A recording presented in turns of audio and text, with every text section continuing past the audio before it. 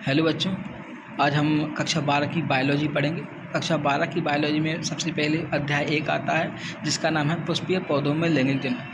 ये अध्याय पढ़ने से पहले हम देखेंगे कि जब भी हम कोई अध्याय के बारे में पढ़ते हैं तो उस अध्याय का नाम हमें अच्छे से समझ में आना चाहिए, क्योंकि एक बार अगर हमें अध्याय का नाम का अर्थ हमें समझ में आ जाता है तो पूरा अध्याय पढ़ने के लिए या उनके कंसेप्ट के बारे में समझने में बहुत ही सरलता हो जाती है।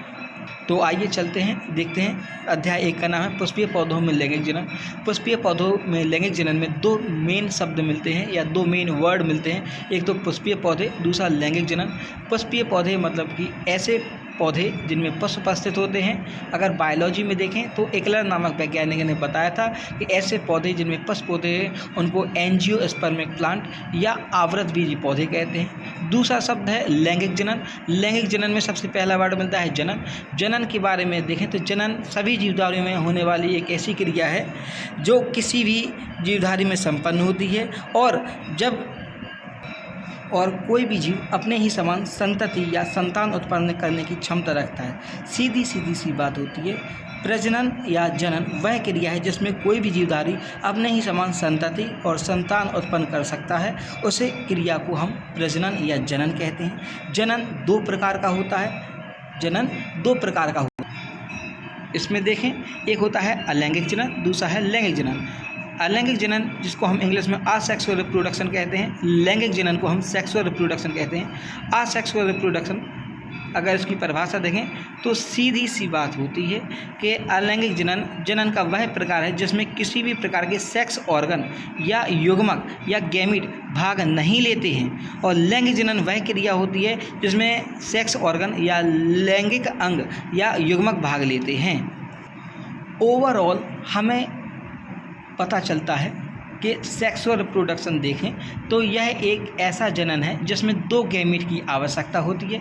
एक होता है नर युग्मक मतलब कि मेल गैमीट, दूसरा होता है फीमेल गैमीट मतलब कि मादा युग्मक।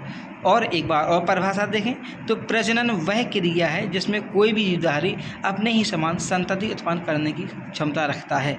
इसमें मेल गैमीट और फीमेल गैमीट आपस में मिलते हैं या इनमें संलयन होता है या इनमें फ्यूजन होता है। जैसे इनमें फ्यूजन होता है तो इस क्रिया को हम फर्टिलाइजेशन या निषेचन कहते हैं। और इनके संलयन होने के बाद एक जो नई कोशिका बनती है उसे हम जाइगोट कहते हैं। ये जाइगोट आगे जाके विकास करता है और एम्ब्रियो मतलब कि भ्रूण में परिवर्तित हो जाता है।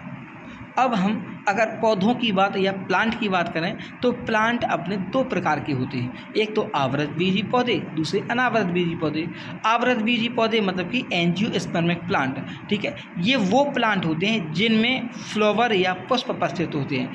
सीधी सी बात, ऐसे पौधे जिनमें पुष्प उपस्थित होते हैं उनको एंजियोस्पर्मिक प्लांट कहते हैं। क्वेश्चन ये होता है, क्या सभी प्लांट में फ्लावर होते हैं?